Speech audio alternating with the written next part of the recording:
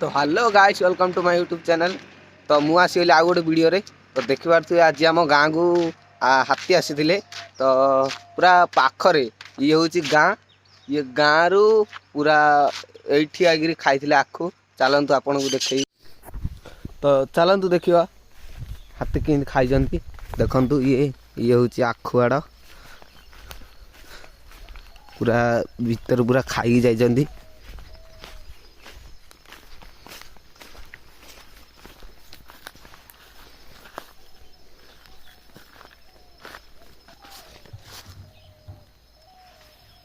तो चलतु देखा कौटी आमर गौ माता को किसी दिन है मारी देकी जाइथिले।